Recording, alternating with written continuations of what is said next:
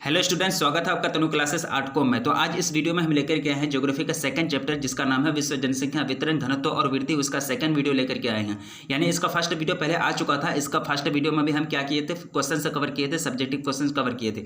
और इसमें भी हम क्या करेंगे, सब्जेक्टिव क्वेश्चन से कवर करेंगे। ऐसे सब्जेक्टिव क्वेश्चन से आपको बोर्ड एग्जाम में पूछे जाएंगे, ठीक है। इसी टाइप के आपको बोर्ड एग्जाम में पूछे जाते हैं, इसलिए आप लोगों को इग्नोर नहीं करना है। सारे के सारे सब्जेक्टिव क्वेश्चन को नोट बनाने की कोशिश करना है। देखिए, आज का जो सेकंड वीडियो का जो फर्स्ट क्वेश्चन है वो ये है कि आंतरिक प्रवास क्या है, या फिर आंतरिक प्रवास से क्या समझते हैं, या फिर आंतरिक प्रवास के बारे में लिखें। यानी क्वेश्चन पूछने का तरीका बोर्ड को अलग अलग हो सकता है, बोर्ड में क्वेश्चन पूछने का तरीका अलग अलग हो सकता है, लेकिन आपको क्या पूछा जा रहा है, सिर्फ आंतरिक प्रवास के बारे में ही पूछा जा रहा है। देखिए, आंतरिक प्रवास जो होता है वह सिंपल सी भाषा में ये होता है कि गांव से लोग मतलब शहर की ओर, नगर की ओर जब पलायन करते हैं रोजगार के लिए, उसी प्रवास को क्या कहते हैं, आंतरिक प्रवास करते हैं। वह प्रवास जिसमें मतलब गांव के लोग मतलब एक तरह से शहर की ओर, नगर की ओर प्रवास करते हैं रोजगार की तलाश के लिए, उसको क्या कहेंगे, आंतरिक प्रवास कहेंगे। लेकिन इसका जो स्टैंडर्ड एक परिभाषा है, देखिए, आंतरिक प्रवास एक अपेक्षाकृत प्रचलित जनसंख्या की प्रक्रिया है।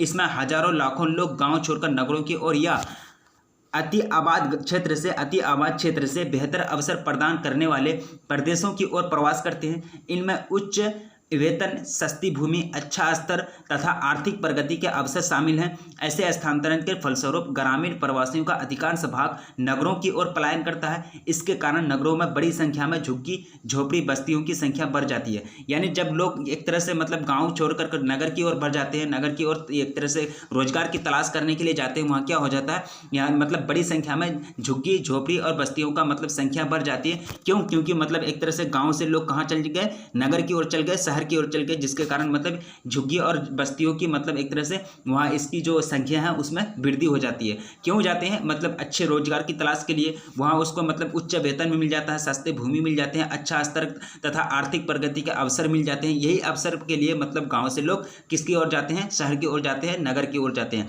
इसी को क्या कहेंगे, इसी प्रवास को क्या कहेंगे, आंतरिक प्रवास कहते हैं, ठीक है। आंतरिक प्रवास हो गया। अब आगे बढ़ते हैं। दूसरा जो क्वेश्चन आपको पूछा जा रहा है कि सोपानी प्रवास क्या होता है। देखिए, सोपानी प्रवास क्या होता है कि एक नगर से या एक छोटे से नगर से दूसरा नगर में जाना, यानी एक छोटे नगर से दूसरे नगर में जाना रोजगार की तलाश के लिए, उसी को कहते हैं सोपानी प्रवास। और यह आंतरिक प्रवास में क्या होता था कि गांव से मतलब लोग कहां जाते थे, शहर की ओर। लेकिन सोपानी प्रवास में क्या होता है कि एक छोटे नगर से मतलब बड़े नगर की ओर जाना, यानी नगर से नगर की ओर जाना रोजगार की तलाश के लिए, क्या कहते हैं, उसको सोपानी प्रवास कहते हैं। लेकिन इसका परिभाषा यह करा कि ऐसे देशों में जहां कुल जनसंख्या का 3/4 भाग, यानी 3/4 भाग निकालिएगा कुल जनसंख्या का, को आपको कितना निकलेगा, 75% निकलेगा, ठीक है। कितना, 75% निकलेगा। 3/4 भाग नगरीकृत है।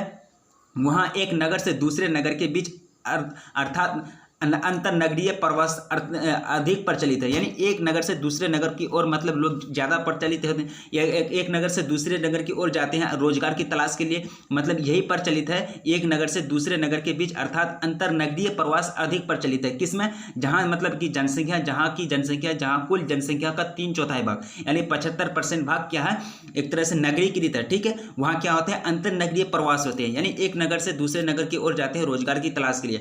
ऐसे प्रवासी एक नगरीय केंद्र से दूसरे नगरीय केंद्र में आते जाते रहते हैं। ऐसे भी कुछ उदाहरण हैं कि गांव से लोग पहले निकटवर्ती नगर में आते हैं, ठीक है, पहले निकटवर्ती नगर में आते हैं तथा कुछ समय वहां रहने के पश्चात उससे बड़े शहर में चले जाते हैं। इसे सोपानी प्रवास कहा जाता है। यानी मतलब एक छोटे से शहर से बड़े शहर की ओर जाना, बड़े शहर की ओर जाना, यह रोजगार की तलाश के लिए, अपना अवसर की तलाश के लिए, उसी को क्या कहते हैं, सोपानी प्रवास कहते हैं, ठीक है।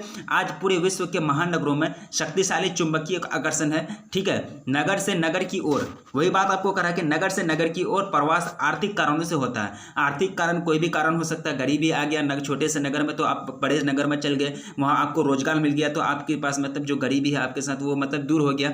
ये भी क्या है, आर्थिक कारण है। नगर से नगर की ओर प्रवास करना, ये भी क्या है, आर्थिक कारणों से होता है, क्योंकि छोटे नगरों की तुलना में यहाँ रोजगार बेहतर और विविध अवसर और अनेकों अन्य सुविधाएं प्राप्त होती है। कहाँ, मतलब बड़े नगर में। छोटे नगर की तुलना में बड़े नगर में क्या होता है, बेहतर रोजगार और विविध अवसर, यानी अलग अलग अवसर, अलग अलग मौके मिलते हैं, अलग अलग यानी मौका मिलता है, अवसर मिलता है आपको काम करने का, ठीक है। और अनेक सुविधा मिलती है, यानी फैसिलिटीज मिलती है बड़े नगर में, ठीक है। परिणाम स्वरूप बड़े नगर अनुपात से अधिक बड़े हो जाते हैं और छोटे नगर क्या हो जाते हैं, छोटे ही रह जाते हैं, ठीक है। छोटे नगर छोटे नगर में जो वृद्धि होती है वो रुक सी गई है। यानी एक तरह से छोटे नगर जो है लोगों को इतना बड़े पैमाने पर रोजगार उपलब्ध नहीं करा पाता है, और जो बड़े नगर होते होती है लोगों को बड़े पैमाने पर एक तरह से रोजगार उपलब्ध कराता है, जिसमें मतलब जिससे क्या होते हैं कि लोग मतलब छोटे नगर को छोड़ के बड़े नगर की ओर अग्रसर होते हैं, प्रवास करते हैं, उसी को क्या कहते हैं सोपानी प्रवास कहते हैं। और ये क्या पढ़े पहला में आंतरिक प्रवास। आंतरिक प्रवास में क्या होता है कि गांव से लोग मतलब नगर की ओर जाते हैं रोजगार की तलाश के लिए, उसी को कहते हैं आंतरिक प्रवास।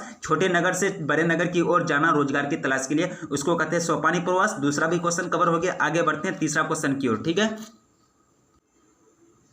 तीसरा क्वेश्चन आपको करा कि अंतरराष्ट्रीय प्रवास किसे कहते हैं, यानी अंतरराष्ट्रीय प्रवास से आप क्या समझते हैं। ठीक है, सिंपल सी भाषा है कि एक देश से दूसरे देश में जब लोग जाते हैं रोजगार की तलाश के लिए, या फिर एक महाद्वीप से दूसरे महाद्वीप जाते हैं मतलब लोग जाते हैं जो रोजगार की तलाश के लिए। सिंपल भाषा में आप समझिए कि एक देश से एक प्रदेश से मतलब एक देश से दूसरे देश में जाना रोजगार की तलाश के लिए, या फिर एक महाद्वीप से दूसरे महाद्वीप में जाना रोजगार की तलाश के लिए, उसी को क्या कहते हैं अंतरराष्ट्रीय प्रवास कहते हैं। क्या कहते हैं अंतरराष्ट्रीय प्रवास कहते हैं। इसमें क्या होता है अंतरराष्ट्रीय प्रवास देशों तथा महाद्वीपों के बीच लोगों के स्थानांतरण को कहते हैं। यानी अंतरराष्ट्रीय प्रवास किसको कहते हैं, देशों तथा महाद्वीपों के बीच लोगों के स्थानांतरण यानी ट्रांसफर सिस्टम को कहते हैं। अपेक्षाकृत कम समय में ही जनसंख्या के प्रतिरूपों में परिवर्तन लाने में प्रवास की भूमिका महत्वपूर्ण होती है। यानी एक तरह से जो अपेक्षाकृत जो जनसंख्या के परिवर्तन यानी जनसंख्या घटना बढ़ना एक तरह से बहुत बड़ा रोल निभाता है, यानी अंतरराष्ट्रीय परिवर्तन उसमें भी बहुत बड़ा रोल निभाता है एक तरह से जनसंख्या घटना और बढ़ना। यानी अंतरराष्ट्रीय प्रवास अगर शहर में ज़्यादा बढ़ गया, शहर में ज़्यादा लोग आने लगे, तो इससे क्या होगा कि जनसंख्या बढ़ जाएगी, और अगर ज़्यादा लोग यहाँ से पलायन करने लगे दूसरे जगह जाने लगे तो क्या होगा कि जनसंख्या मतलब घट जाएगी। वही बात आपको ये सेकंड लाइन में करा। ठीक है, हाल के दशकों में अंतरराष्ट्रीय प्रवास में पुनः वृद्धि हो रही है। यानी अंतरराष्ट्रीय जो प्रवास है यानी एक देश से दूसरे देश मतलब लोग ज़्यादा जा रहे हैं, उसमें क्या हो रही है वृद्धि हो रही है। ठीक है, स्वैच्छिक प्रवास बहुतों में अधिक आर्थिक लाभ या अन्य रोजगार के अवसर प्रदान करता है। सब ऐच्छिक प्रवास यानी अपने इच्छा के अनुसार प्रवास कीजिए। सब ऐच्छिक प्रवास किसको कहते हैं, अपने इच्छा के अनुसार प्रवास बहुत से लोगों को बहुत अधिक आर्थिक लाभ या अन्य रोजगार के अवसर प्रदान करता है। ठीक है, दूसरी ओर समुचित संख्या में लोगों को दूसरे देशों में गृह युद्ध, राजनीतिक अशांति या फिर पर्यावरणीय अवक्रमण के कारण दूसरे देशों में जाना पड़ता है। यानी अगर किसी तरह से मतलब कोई देश हो गया, अगर मतलब गए किसी देश में, वहाँ क्या होगा गृह युद्ध हो गया, राजनीतिक अशांति हो गया, वहाँ की पॉलिटिकल लीडर से एक तरह से ऐसा कानून बना दिया जिसके कारण मतलब वहाँ क्या हो गया राजनीतिक अशांति हो गया, या फिर पर्यावरणीय अवक्रमण के कारण दूसरे देशों में जाना पड़ता है। ये सब भी एक कारण है। ठीक है, जिसके कारण दूसरे देशों में लोगों को मतलब जाना पड़ता है, प्रवास करना पड़ता है रोजगार लेने के लिए। ठीक है, क्योंकि मतलब देश में कोई भी आ सकता है, कोई भी स्थिति आ सकती है समय के अनुसार, गृह युद्ध भी हो सकता है, शांति यानी राजनीतिक अशांति भी हो सकता है, पर्यावरणीय अवक्रमण के कारण भी मतलब क्या करते हैं लोग एक जगह से दूसरे जगह यानी एक देश से दूसरे देश जाते हैं, किसके लिए रोजगार की तलाश के लिए। ठीक है, ये भी एक कारण है। सिर्फ मतलब एक तरह से आर्थिक तंगी के कारण मतलब या फिर रोजगार के मतलब एक तरह से रोजगार की तलाश के लिए नहीं जाते हैं। जब मतलब देश में क्या आ जाता है ये सारे चीज आ जाते हैं, गृह युद्ध फिर राजनीतिक अशांति आ जाती है, इसके कारण भी लोग क्या करते हैं प्रवास कर लेते हैं, एक जगह से एक देश से दूसरे देश चल जाते हैं। ठीक है, जो आजकल सामान्य बात नहीं है। 21वीं शताब्दी के प्रारंभ में संयुक्त राष्ट्र के अनुमान के अनुसार विश्व भर में लगभग 12 करोड़ लोग ठीक है अपनी जन्मभूमि से बाहर रह रहे थे, जिसमें 1.5 करोड़ शरणार्थी थे। यानी विश्व यानी एक तरह से संयुक्त राष्ट्र जो रिपोर्ट है वो जो अनुमान लगाया 21वीं शताब्दी के प्रारंभ में, यानी संयुक्त राष्ट्र के जो रिपोर्ट होते हैं उसके अनुमान के अनुसार 21वीं शताब्दी के प्रारंभ में विश्व भर में लगभग 12 करोड़ लोग जो है अपनी जन्मभूमि से क्या रह रहे हैं बाहर रह रहे हैं, मतलब अपना जन्मभूमि से बिल्कुल बाहर रह रहे हैं। और इसमें जो 1.5 करोड़ क्या है शरणार्थी है, किसके अनुसार संयुक्त राष्ट्र संघ के अनुसार। इस तरह से तीसरा क्वेश्चन कवर हो गया। तीसरा क्वेश्चन आपको पूछ रहा है कि अंतरराष्ट्रीय प्रवास क्या है, अंतरराष्ट्रीय प्रवास से आप क्या समझते हैं। तो सिंपल सी भाषा है कि एक देश से दूसरे देश की ओर जाना, या फिर एक महाद्वीप से दूसरे देश की ओर जाना रोजगार की तलाश के लिए, या फिर कोई भी कारण से गृह युद्ध के कारण से और या फिर राजनीतिक अशांति के कारण से, या फिर कुछ और कारण से।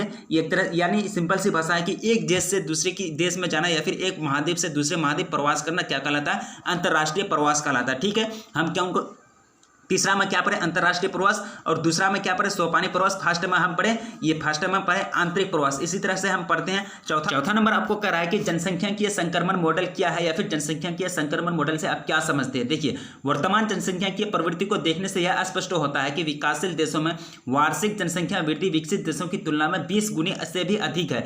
यानी विकासशील देश और विकसित देश में जो जनसंख्या जो वृद्धि होता है वह इस प्रकार है कि 20 गुना अगर अधिक होता है, अधिक किसमें विकासशील देशों में। विकासशील देश देश किसको कहते हैं? जो विकास के रास्ते पर चल रहा है, जो पूरा तरह से विकास नहीं किया। जैसे हमारा प्यारा देश भारत विकास के रास्ते पर चल रहा है और विकासशील देश के श्रेणी में आते हैं क्योंकि भारत पूरा तरह से विकास नहीं किया। जैसे कि जापान, अमेरिका वगैरह हो गया, ये पूरा तरह से विकसित देश के श्रेणी में आते हैं, ये पूरा तरह से डेवलप कर लिया है, विकसित हो गया, ठीक है। लेकिन यहाँ आपको कह रहा है कि विकासशील देशों में वार्षिक जनसंख्या वृद्धि दर विकसित देशों की तुलना में 20 गुना अधिक होता है, 20 गुना से भी अधिक होता है। मान चलिए कि अमेरिका क्या है? विकसित देश है। अमेरिका में एक वर्ष में 1 करोड़ जनसंख्या बढ़ती है। एक जनसंख्या में वृद्धि कितना होता है? 1 करोड़। तो यहाँ सीधा क्या हो जाएगा? 20 गुना से भी अधिक हो जाएगा। क्या हो जाएगा? विकासशील देश में, जो देश विकास कर रहा है, ठीक है। जैसे कि भारत में एक विकास कर रहा, भारत देश एक विकास कर रहा, ठीक है। अगर अमेरिका में 1 करोड़ एक वर्ष में बढ़ा तो डायरेक्ट कितना गुना? 20 गुना कौन सा देश में बढ़ जाएगा? विकासशील देश में। और अमेरिका क्या है? विकसित देश है, यानी 20 गुना से भी क्या हो जाएगा? अधिक हो जाएगा।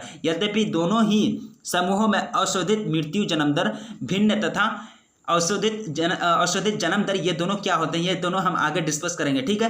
दर विकासशील देशों में विकसित देशों की तुलना में लगभग 3 गुना अधिक है। ऐसा क्यों? नोटेस्टिन। अब नोटेस्टिन क्या है कि ये एक जनसंख्याकीयविद है। जनसंख्याकी का अध्ययन करने वाले को क्या कहते हैं? जनसंख्याकीयविद कहते हैं। और नोटेस्टिन क्या है? जनसंख्याकीयविद है। और इसके अनुसार, नोटेस्टिन के अनुसार आर्थिक विकास की प्रक्रियाओं एवं जनसंख्या वृद्धि के बीच एक क्या होता है? निकट अस्थ संबंध होता है। यानी ये दोनों के बीच एक एक तरह से क्लोजली है दोनों। कौन? जनसंख्या वृद्धि और आर्थिक विकास, ठीक है। ये दोनों की जो प्रक्रिया है, ये दोनों के बीच क्या है? निकट का संबंध देखा जाता है। जब एक कृषि प्रधान ग्रामीण समाज प्रौद्योगिकी आधारित नगरीय समाज में बदलता है, यानी कृषि प्रधान जब एक तरह से छोटा सा, मान लीजिए कोई गांव अगर नगर की, यानी कोई गांव अगर कोई छोटा सा शहर जब नगर की रूप में बदलता है, जब क्या होता है कि जनसंख्या की प्रवृत्ति में भी क्या होता है? परिवर्तन होता है। जनसंख्या की जो प्रवृत्तियां होती है वो भी क्या होता है? उसमें भी क्या होता है? चेंजिंग आने लगता है। कब? जब कोई छोटा समाज या फिर एक तरह से प्रौद्योगिक यानी कृषि प्रधान समाज, जिसमें मतलब कृषि की जाती है, खेती की जाती है, वो समाज जब नगर समाज में बदलने लगता है। औद्योगिकरण एवं आर्थिक विकास से संबंध नगरीकरण प्रक्रिया से संबंधित जनसंख्या की गद्यात्मकता में परिवर्तन को जनसंख्याकीय संक्रमण मॉडल के रूप में दर्शाया जाता है, ठीक है। एक तरह से जनसंख्याकीय संक्रमण मॉडल के ये सब क्या है? फैक्ट्स हैं। जनसंख्याकीय संक्रमण मॉडल क्या है वो हम जान लिए, ठीक है। जनसंख्याकीय संक्रमण मॉडल यह स्पष्ट करता है कि मतलब एक तरह से जो विकासशील देश है और विकसित देश में जनसंख्या कितना गुना बढ़ता है, विकसित देश में जनसंख्या कितना गुना बढ़ता है, और उसके तुलना के अनुसार विकासशील देश में जनसंख्या कितना गुना बढ़ता है, उसी को कहते हैं जनसंख्या की संक्रमण मॉडल कहते हैं, ठीक है। इसी तरह से आगे बढ़ते हैं। 5वां क्वेश्चन की ओर। यह आपको कह रहा है कि जनसंख्या में कमी होना चिंता का विषय है, यानी जनसंख्या में ह्रास होना, जनसंख्या दिन ब दिन घटते जा रहा है, ये कमी होना, इसका जो कमी हो रहा है ये भी एक क्या है? चिंता का विषय है। ऐसा क्यों है? ये आपको पूछा जा रहा है। क्योंकि जो संसाधन किसी दिए गए स्तर पर एक जनसंख्या का पालन करते थे, उस जनसंख्या का पालन करने में अब वे सक्षम नहीं है। मान चलिए कि इसका मतलब ये पूरा लाइन का हेड मतलब ये हुआ कि अगर 20 केजी अनाज से अगर दो आदमी 20 केजी अनाज से दो आदमी 1 महीना गुजारा कर लेता, कितना? 1 महीना। लेकिन अब वो 20 केजी अनाज के मतलब जो 20 केजी अनाज है ये 2 आदमी को मतलब एक तरह से क्या नहीं कर पाता? पालन नहीं कर पाता, यानी वह सक्षम नहीं है। ये 20 केजी अनाज क्या है? मतलब एक तरह से संसाधन है। 20 केजी अनाज क्या हुआ? संसाधन हुआ, ठीक है। जो मतलब ये 20 केजी अनाज क्या हुआ? अब क्या होता है कि ये 20 केजी अनाज 2 आदमी को 1 महीना के लिए मतलब पूरा तरह से खुराक नहीं दे पाता, अब ये सक्षम नहीं है। लेकिन यही बात आपको करा कि दिए गए क्योंकि जो संसाधन किसी दिए गए स्तर पर जनसंख्या को पालन करते थे, यानी एक तरह से 20 केजी अनाज ये दोनों आदमी का पालन करते थे, कितना महीना तक? 1 महीना तक। लेकिन ये क्या होगा? अब ये सक्षम नहीं रहा, मतलब ये 20 केजी से अब काम नहीं चलेगा, अब इसकी संख्या बढ़ानी होगी। यही बात आपको करा कि उस जनसंख्या का पालन करने में अब वह सक्षम नहीं रहे। यदि जन प्रवास को विपरीत दिशा में नहीं जो मोड़ा जाता तो उस समाज की आधारभूत संरचना स्वयं में अस्थिर हो सकती है। तब देखिए कि जन वृद्धि सामाजिक समृद्धि और उन्नति की सूचक होती है। यानी जन वृद्धि यानी एक तरह से लोगों में वृद्धि होगी, ज्ञान में वृद्धि होगी, तो उसमें क्या होगा कि सामाजिक समृद्धि और उन्नति की सूचक एक तरह से दिखाई देगी।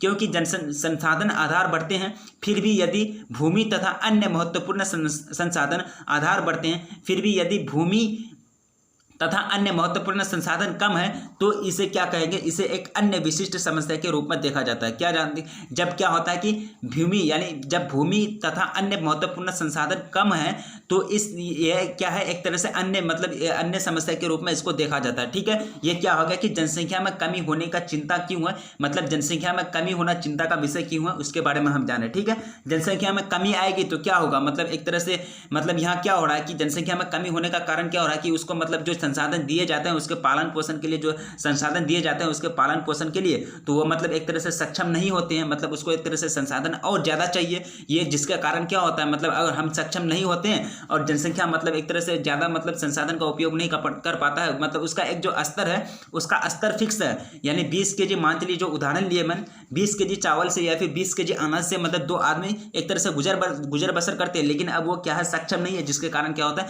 जनसंख्या ह्रास हो जाता है, जनसंख्या में कमी आ जाती है। यह भी एक क्या है, चिंता का विषय है। 5वां नंबर क्वेश्चन कवर हो गया। आगे बढ़ते हैं 6ठा नंबर क्वेश्चन की ओर। यह आपको क्वेश्चन कह रहा है कि वर्तमान जनसंख्या वृद्धि दर से विश्व के प्रमुख देशों की जनसंख्या कब दोगुनी हो जाएगी, यही आपको पूछा जा रहा है। देखिए, वर्तमान जनसंख्या वृद्धि की दर 2.9% वृद्धि के अनुसार 71 देशों की जनसंख्या अगले 24 से 30 वर्षों, अगले कितने साल, 24 से 30 साल में दोगुनी हो जाएगी। ठीक है, कितने देश की, यानी 71 देश की जनसंख्या कितना से कितना परसेंट वृद्धि हो रहा है, 2.2 से 2.9 तक वृद्धि हो रहा है। कितना देशों में, 71 देशों में, कितना देशों में, 71 देशों में कितना वृद्धि हो रहा है, 2 से 2.9 तक वृद्धि हो रहा है। और इसके अनुसार 24 से 30 वर्ष तक यहाँ की जनसंख्या क्या हो जाएगी, दोगुनी हो जाएगी, यानी 71 देशों की जनसंख्या क्या हो जाएगी, दोगुनी हो जाएगी।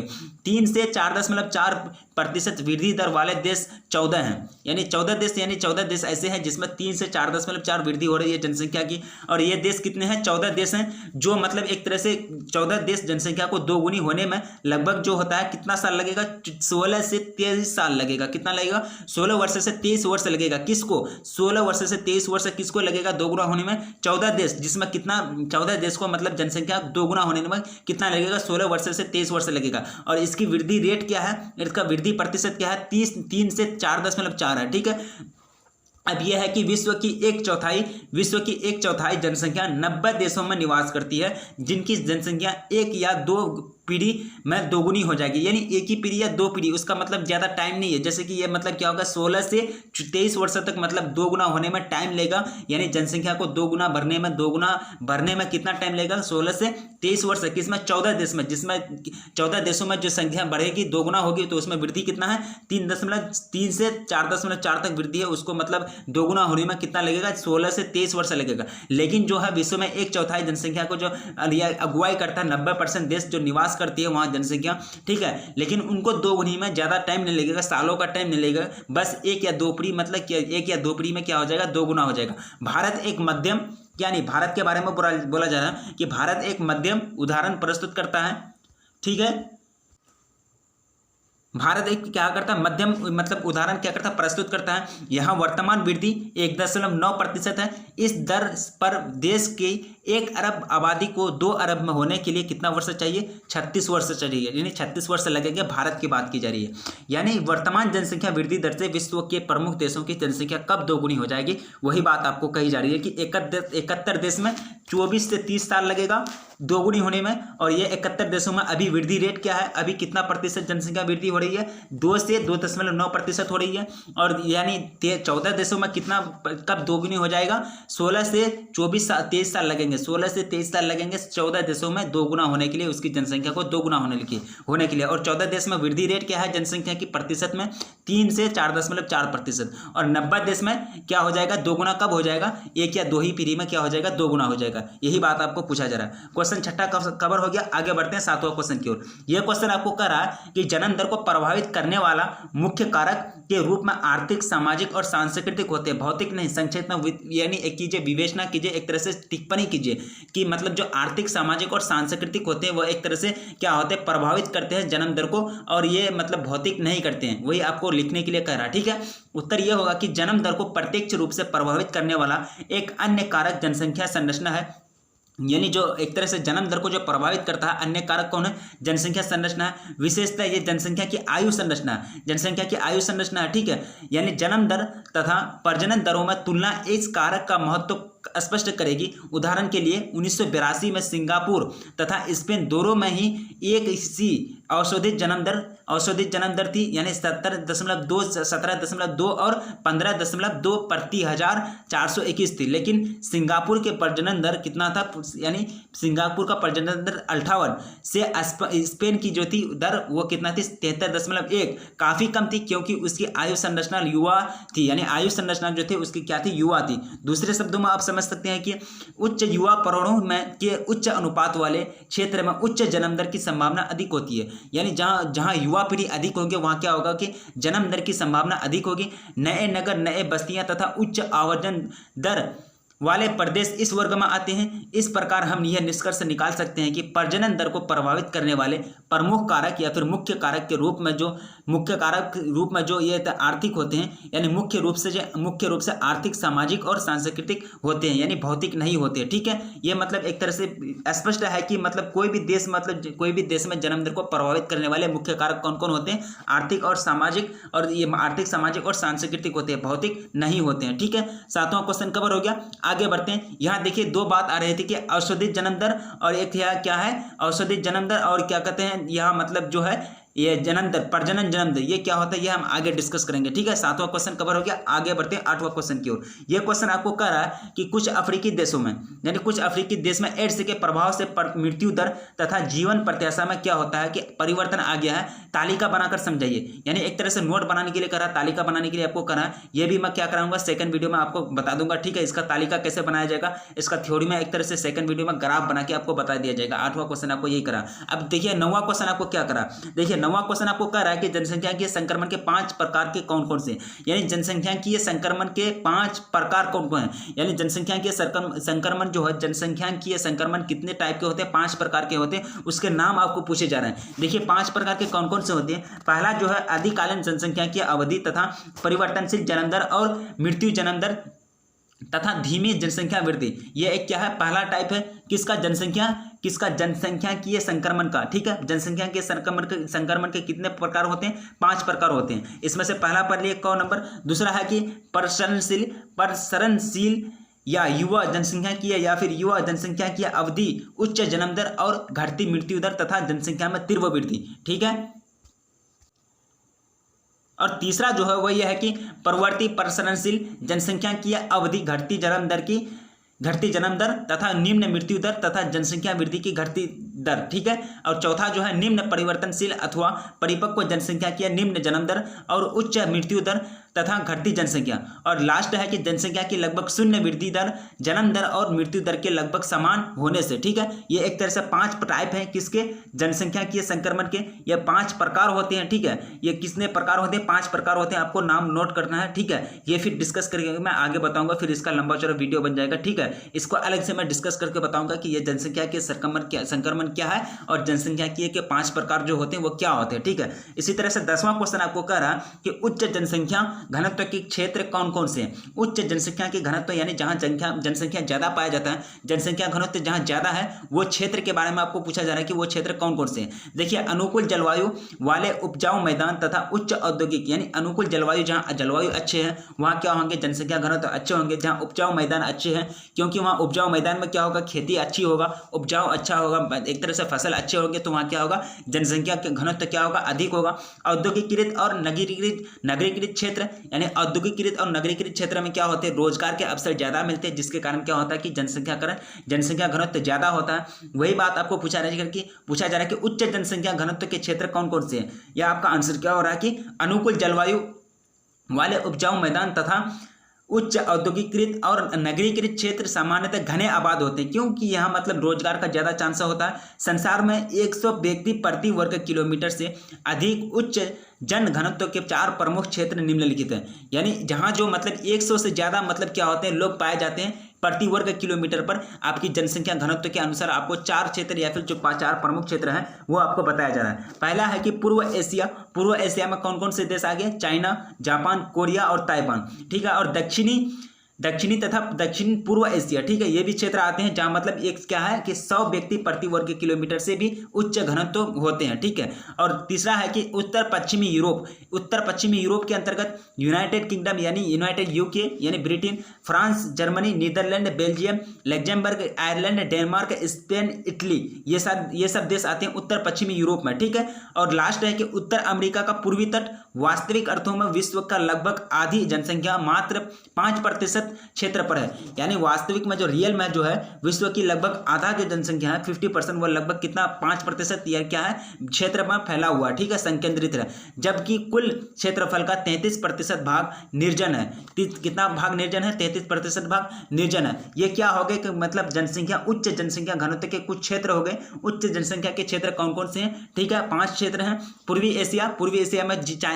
एशिया में कौन आ गए? China, Japan, Korea, Taiwan. दक्षिणी तथा दक्षिण पूर्व एशिया, उत्तरी पश्चिमी Europe, United Kingdom, France, Germany, Netherland, Belgium, Luxembourg, Ireland, Denmark, Spain, Italy. और लास्ट आगे उत्तर अमेरिका का पूर्वी तट, ठीक है। ये 10वां क्वेश्चन कवर हो गया। आगे बढ़ते हैं 11वां क्वेश्चन की ओर। यह क्वेश्चन आपको कह रहा कि जनसंख्या के संक्रमण की प्रथम अवस्था की या कीजिए, यानी संक्षिप्त में क्या कीजिए, विवेचना कीजिए, यानी उल्लेख कीजिए, यानी जनसंख्या के संक्रमण की प्रथम अवस्था जो होती है उसके बारे में आपको पूछा जा रहा है।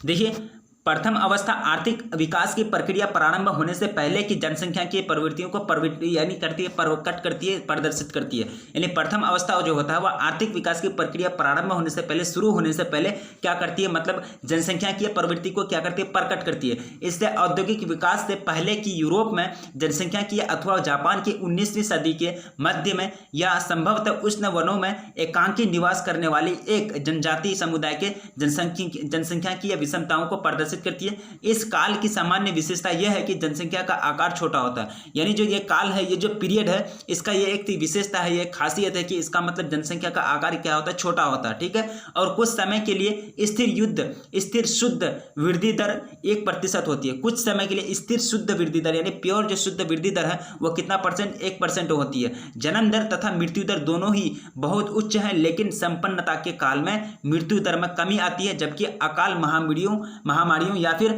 युद्ध के समय क्या होता है कि इनमें वृद्धि आती है। किसमें? मृत्यु दर में, ठीक है। किसके काल में? संपन्नता के काल में इसमें क्या आती है? कमी आती है। लेकिन जब अकाल आती है, महामारी आती है और युद्ध का समय आता है तो इसमें फिर वृद्धि हो जाती है। किसमें? जन्म दर में वृद्धि यानी मृत्यु दर में वृद्धि हो जाती है। ये क्या थे आपके, मतलब ये क्या थे? जनसंख्या के संक्रमण की प्रथम अवस्था की विवेचना थे, ठीक है। इसी तरह से 11वां क्वेश्चन कवर हो गया। सारे के सारे क्वेश्चन को नोट बनाते हुए जाना है। ज्यादा ये सब मतलब एक तरह से दिमाग लगाने का जरूरत नहीं है, सिंपल भाषा है। सारे के सारे को नोट बनाते हुए जाना है। अगर आपको एग्जाम में आ जाए, बोर्ड एग्जाम में, तो आपको एक तरह से पूरा लंबा चौड़ा आंसर के रूप में लिखना है। उसमें एक तरह से जितना अगर नंबर का क्वेश्चन पूछा जाए उतना ही आपको ज्यादा नंबर, मान चलिए कि आपको 5 नंबर का क्वेश्चन पूछा जाता है तो आपको फिर आंसर एक तरह से लंबा चौड़ा आंसर लिखना पड़ता है, ठीक है। इसलिए आप लोग मतलब नोट बनाते हुए जाइए। सारे के सारे मतलब लगभग 5 नंबर के रूप में आपको पूछे जाएंगे। अब 12वां क्वेश्चन कह रहा है कि निम्नलिखित देशों के लिए जनसंख्या की वार्षिक वृद्धि दर को प्रदर्शित करने वाले एक उपयुक्त आरेख रचना कीजिए। नाम दिया जा रहा है बांग्लादेश, संयुक्त अरब अमीरात, यूएई जिसको कहते हैं यूके यानी यूनाइटेड किंगडम जिसको ब्रिटेन कहते हैं, भारत, चाइना, संयुक्त राज्य America, Thailand, Japan, Germany, Nigeria, Bulgaria, Italy, Rwanda, Uruguay, Australia, Liberia, Mexico, रूस, गिनी, कोलंबिया। ये सब क्या देश के नाम दिए जा रहे हैं। आपको एक तरह से ग्राफ तैयार करने के लिए कह रहा है कि जो निम्नलिखित देश हैं जनसंख्या की वार्षिक वृद्धि दर को मतलब प्रदर्शित करने के लिए एक तरह से ग्राफ, यानी जो ये वार्षिक दर यानी जनसंख्या की जो वार्षिक वृद्धि दर है 1995 से 2000 के बीच, इसको दर्शाने के लिए एक ग्राफ खींचा जा रहा है। ग्राफ खींचने के लिए आपको कहा है कि ये सब देश में किस रूप से जनसंख्या की वृद्धि दर यानी जनसंख्या की वार्षिक वृद्धि दर किस रूप से होता है, ये आपको ग्राफ खींचने के लिए करा, ठीक है। यहाँ लेकिन ग्राफ नहीं खींचा जाएगा, ठीक है। आपको ग्राफ खींचने के लिए आपको बताया जाएगा, फिर थ्योरी में बताया जाएगा, ठीक है। आप लोग टेंशन नहीं लीजिए। 12वां नंबर क्वेश्चन कवर हो गया, ठीक है। 11वां नंबर आपको क्वेश्चन कर रहा है, यानी 13वां जो क्वेश्चन है वो ये कर रहा है कि विश्व के रेखा मानचित्र। अब देखिए कि विश्व के रेखा मानचित्र पर निम्न को उचित अभाव द्वारा प्रदर्शित कीजिए। यानी अफ्रीका उचित अभाव मतलब जो होता है दिखाई, मतलब एक तरह से आपको मैप पूछा जा रहा है। यानी विश्व के रेखा मानचित्र पर निम्न को उचित अभाव द्वारा प्रदर्शित कीजिए। आपको मैप पूछा जा रहा है कि आप मतलब एक तरह से मैप कैसे तैयार कर सकते हैं, मानचित्र कैसे तैयार कर सकते हैं। Africa, Asia, Europe, Latin America और ओशनिया में से एक सबसे अधिक घने तथा सबसे अधिक विरल जनसंख्या वाले देश संदर्भ के लिए परिष्कृत एक देखिए, मतलब एक तरह से एक आपको बुक में दिया गया है कि संदर्भ के लिए मतलब परिष्कृत एक देखिए, ठीक है। ये भी मैं बताऊंगा कि मतलब कहाँ से, मतलब एक तरह से आपको ये देश दिया जा रहा है, अफ्रीका, एशिया, यूरोप, लैटिन, मतलब एक तरह से आपको देश एक देश क्या करना है, एक सबसे अधिक घने तथा सबसे विरल जनसंख्या वाले देश को चुनना है और उसको मतलब एक चिन्हित करना है, उसको निशान लगाना है, ठीक है। 13वां नंबर क्वेश्चन आपको यही करा है, लेकिन यहाँ आपको ग्राफ नहीं दिया जा रहा, आप चूज नहीं कर सकते हैं, ठीक है। ग्राफ में भी आपको पढ़ाया जाएगा, ठीक। आगे बढ़ते हैं 14वां क्वेश्चन की ओर। यह आपको क्वेश्चन कर रहा है, यहाँ देखिए सब्जेक्टिव क्वेश्चन से खत्म हो गए। यह जो क्वेश्चन आ गया, आप क्या आ गया कि ऑब्जेक्टिव क्वेश्चन आ गए, और ऑब्जेक्टिव क्वेश्चन किस पर, विश्व जनसंख्या वितरण, घनत्व और वृद्धि पर, ठीक है। The world population distribution density and growth, उस पर क्या आ गए, सब्जेक्टिव क्वेश्चन से खत्म हो गए। अब क्या आ गए, ऑब्जेक्टिव क्वेश्चन आ गए। ऑब्जेक्टिव क्वेश्चन से आपको पूछे जाएंगे बोर्ड एग्जाम में, इसलिए आप लोगों को ये भी पढ़ना है। यहाँ आपको आंसर दिया जा रहा है, डायरेक्ट आंसर दिया जा रहा है, इसका आप स्क्रीनशॉट ले सकते हैं, या फिर अगर अभी नोट नहीं कर पाएंगे तो आप स्क्रीनशॉट ले लीजिए। आप स्क्रीनशॉट लेकर के आप बाद में नोट बना सकते हैं। देखिए, निम्नलिखित में से किस महाद्वीप में जनसंख्या वृद्धि दर मतलब क्या है, सर्वाधिक है, सबसे अधिक है। ऑप्शन ए अफ्रीका, दूसरा ऑप्शन एशिया, तीसरा है दक्षिण अमेरिका, चौथा है उत्तरी अमेरिका। तो आंसर क्या है आपका, एशिया में। एशिया में क्या है कि मतलब जनसंख्या वृद्धि दर सबसे अधिक है, किसके तुलना में, अफ्रीका, एशिया, दक्षिण अमेरिका और उत्तरी अमेरिका के, मतलब अफ्रीका, दक्षिण अफ्रीका, यानी अफ्रीका, दक्षिण अमेरिका और उत्तरी अमेरिका के तुलना में एशिया में क्या है, जनसंख्या वृद्धि दर अधिक है। पहला क्वेश्चन कवर हो गया, पहला क्वेश्चन कवर होगा ऑब्जेक्टिव क्वेश्चन। दूसरा क्वेश्चन आपको पूछ रहा है कि निम्नलिखित में से कौन सा एक विरल जनसंख्या वाला क्षेत्र नहीं है, यानी विरल को जो होता है मतलब सघन के उल्टा क्या होता है, विलोम क्या होता है, विरल, सघन का उल्टा क्या होता है, विलोम क्या होता है, विरल। यही आपको पूछा जा रहा है कि निम्नलिखित में से कौन सा एक विरल जनसंख्या वाला क्षेत्र नहीं है। आपको पहला ऑप्शन दिया जा रहा है अटाकामा, दूसरा है भूमध्य रेखीय प्रदेश, तीसरा है दक्षिण पूर्व एशिया और चौथा है ध्रुवीय प्रदेश। लेकिन आपका करेक्ट आंसर होगा ध्रुवीय प्रदेश। ध्रुवीय प्रदेश एक ऐसा मतलब क्षेत्र है जिसमें मतलब विरल जनसंख्या वाला क्षेत्र नहीं है, मतलब ये एक ऐसा क्षेत्र है जहां मतलब विरल जनसंख्या नहीं है, ठीक है। इसी तरह से दूसरा क्वेश्चन भी कवर हो गया ऑब्जेक्टिव। आगे बढ़ते हैं तीसरा क्वेश्चन की ओर। यह क्वेश्चन आपको करा ऑब्जेक्टिव के रूप में कि निम्नलिखित में से कौन सा एक प्रतिकर्ष कारक नहीं है। पहला आपको ऑप्शन दिया जा रहा है जलाभाव, दूसरा है बेरोजगारी, तीसरा है चिकित्सा या फिर शैक्षणिक सुविधा, चौथा है महामारी। लेकिन आपका करेक्ट आंसर होगा चिकित्सा या फिर शैक्षणिक सुविधा। ये क्या है, एक तरह से प्रतिकर्ष कारक नहीं है। तीसरा क्वेश्चन आपका कवर हो गया। देखिए, ये क्वेश्चन आपको करा कि निम्नलिखित में से कौन सा एक तथ्य ठीक नहीं है, मतलब आपको जो गलत तथ्य है वो निकालना है। इसमें से 4 तथ्य आपको दिए जा रहे हैं, इसमें से एक गलत है मतलब ठीक नहीं है, वो आपको चुन करके निकालना है। पहला ऑप्शन है आपका विगत 500 वर्षों में मानव जनसंख्या 10 गुना से अधिक बढ़ी, विश्व जनसंख्या में प्रतिवर्ष 8 करोड़ लोग जुड़ जाते हैं। तीसरा है आपका 5 अरब से 6 अरब तक बढ़ने में जनसंख्या को 100 वर्ष लग जाते हैं। चौथा है आपका जनांगीय संक्रमण की प्रथम अवस्था में जनसंख्या वृद्धि उच्च होती है। यही आपका ये जो है ये सही है, लेकिन जो गौ है वो 5 अरब से 6 अरब तक बढ़ने में जनसंख्या को कितना वर्ष, 100 वर्ष लग जाती है। ये आपका तथ्य क्या है, गलत है, मतलब ये तथ्य ठीक नहीं है। ये तथ्य क्या है, ठीक नहीं है। 5 वर्ष से 6 अरब तक बढ़ने में जनसंख्या को 100 वर्ष लगते हैं, ये मतलब ये बात गलत है, ठीक है। इस तरह से आपका आंसर कौन सा हो गया, ऑप्शन गौ, ठीक है। इसी तरह से चौथा क्वेश्चन कवर हो गया। आज बस यहीं तक, फिर हम नेक्स्ट वीडियो में सब्जेक्टिव क्वेश्चन कराएंगे। आप लोग कमेंट कीजिए कि आप लोग को मतलब पढ़ने का तरीका अच्छा लगा या नहीं लगा, पढ़ने में अच्छा लगा या नहीं लगा। अगर कोई समझाने में अगर भूल चुकी हुई है तो प्लीज़ कमेंट करें। अगर जो भी मतलब पहली बार आए हैं चैनल में, प्लीज़ चैनल को पहले विजिट कर लें। अगर चैनल अच्छी लगी हो तो प्लीज़ लाइक करें, कमेंट्स करें और सब्सक्राइब कर लें, क्योंकि इस चैनल पर आपको पूरी तरह से तैयारी कराई जाएगी। पूरा जिम्मेदारी लिए गए, एक तरह से जिम्मेदारी के रूप में आपको पूरा तरह से तैयारी कराई जाएगी।